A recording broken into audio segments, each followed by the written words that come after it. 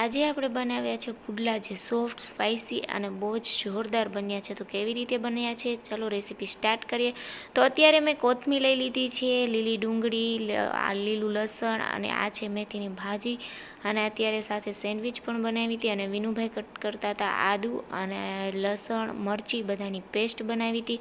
તો અત્યારે એક તપેલીની અંદર આપણે પહેલાં તો લીલી ડુંગળી ને લસણ ને બધું જે કટ કર્યું હતું એ લઈ લીધું છે, અને સાથે જે પેસ્ટ બનાવી હતી એ પણ એડ કરી દીધી છે. જે કંઈ પણ આપણે ઝીણું ઝીણું સમારેલું છે એ બધું જ આપણે એડ કરશું. સાથે લોટને ને બધું એડ કરી નાખવાનું છે. તો કોથમીર નાખી દીધી છે, મેથીની ભાજી એડ કરી દીધી છે. અને પછી આપણે જેટલો લોટ, તમે જેટલા ઘરમાં સભ્ય હોય એ પ્રમાણે તમારે બનાવવાનું. જેમ બને એમ તમે લોટ લો એટલો જ અડધો અડધ તમારે બધો જ મસાલો, જેમ કે કોથમીર, મેથીની ભાજી ને ડુંગળી ને એવું બધું એટલા જ પ્રમાણમાં રાખવાનું. જેમ વધારે હશે એમ પુડલા બહુ જ ટેસ્ટી બનશે.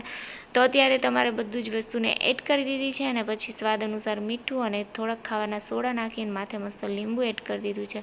તો હવે આને આપણે પાણીને ધીમે ધીમે નાખતા જઈશું અને મસ્ત બેટર રેડી કરશું. તો તમે જોઈ શકો છો મસ્ત મજાનું બેટર બનીને થઈ ગયું છે રેડી. ના તો બહુ પાતળું અને ના તો બહુ જાડું. તો ચલો હવે પુડલા બનાવીએ.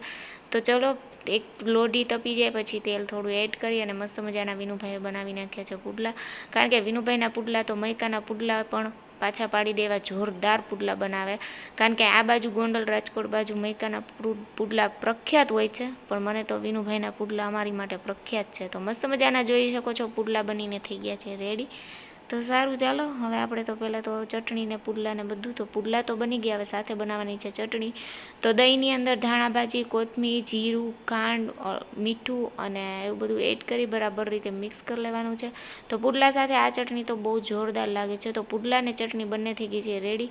તો મસ્ત મજાનું પુડલા અને સાથે દહીંની ચટણી. તો ચાલો હવે આપણે એને ટેસ્ટ કરીએ. તો હું તો પુડલા ગરમા ગરમ પુડલા લઈને બેસી ગઈ છું, જેમાં મરચી, આદુ, લસણ ને બધું નાખ્યું હતું. મસ્ત જોરદાર સ્પાઇસી ટેસ્ટ આવતો હતો અને એકદમ સોફ્ટ બન્યા છે. તો આવા પુડલા બનાવવા માટે તમે પણ આવી રીતે રેસીપીને ટ્રાય કરજો. અને નવા વિડીયો પર હોય તો લાઈક કરી દેજો, ચેનલને સબસ્ક્રાઈબ કરી દેજો. બાય, મળીએ નેક્સ્ટ વિડીયોમાં.